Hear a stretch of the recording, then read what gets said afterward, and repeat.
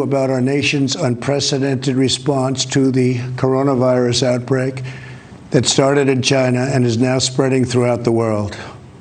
Today, the World Health Organization officially announced that this is a global pandemic. We have been in frequent contact with our allies, and we are marshaling the full power of the federal government and the private sector to protect the American people.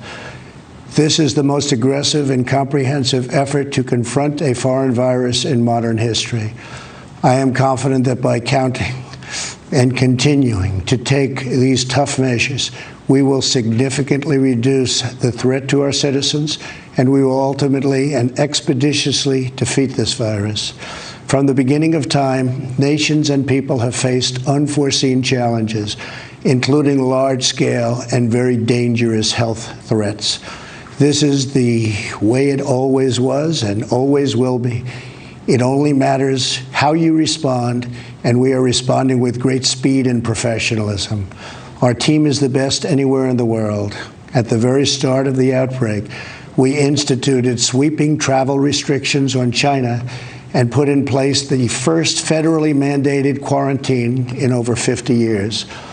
We declared a public health emergency and issued the highest level of travel warning on other countries as the virus spread its horrible infection.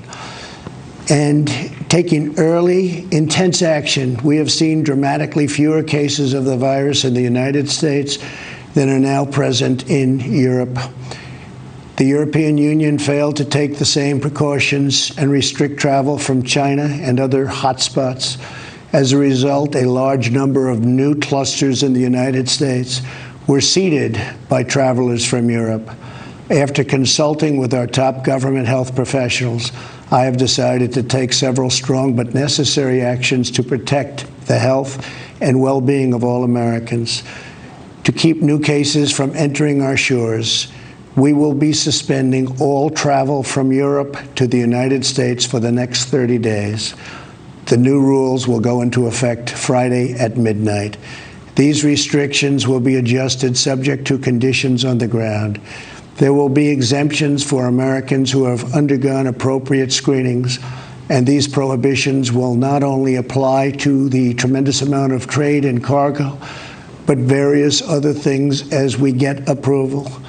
Anything coming from Europe to the United States is what we are discussing. These restrictions will also not apply to the United Kingdom.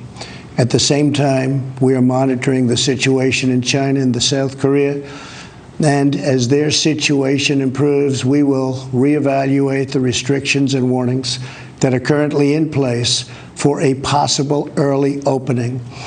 Earlier this week, I met with the leaders of health insurance industry